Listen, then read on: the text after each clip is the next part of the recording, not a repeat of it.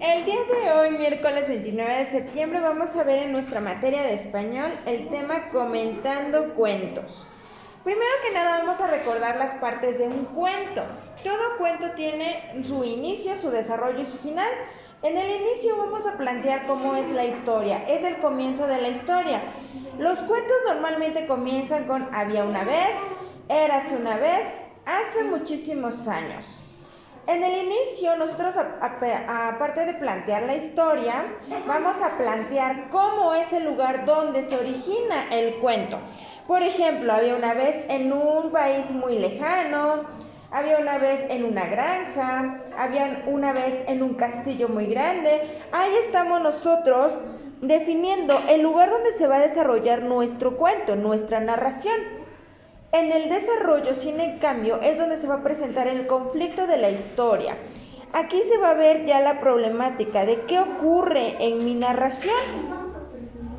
Al final, ya se va a plantear en la resolución de mi problema. Este es el final.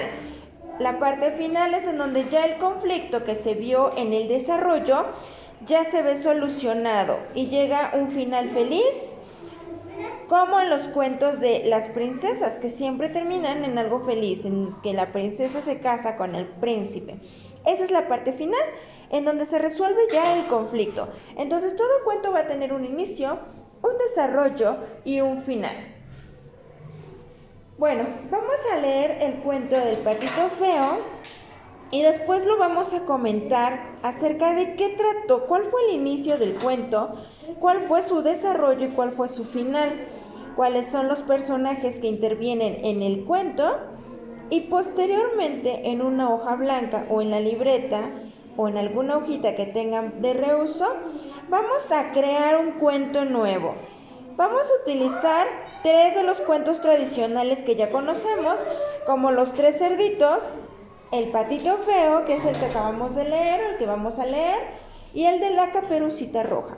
Con estos 3 cuentos vamos a crear un cuento nuevo, una narración nueva, utilizando estos 3 personajes principales, la cual la vamos a escribir en una hojita, por favor.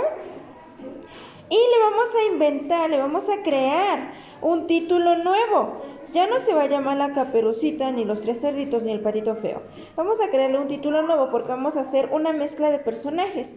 Entonces lo dejo a su imaginación para que puedan ustedes crear un título nuevo a este cuento. Posteriormente van a contestar la página 33, 32 también, del libro Ponte en Forma, por favor.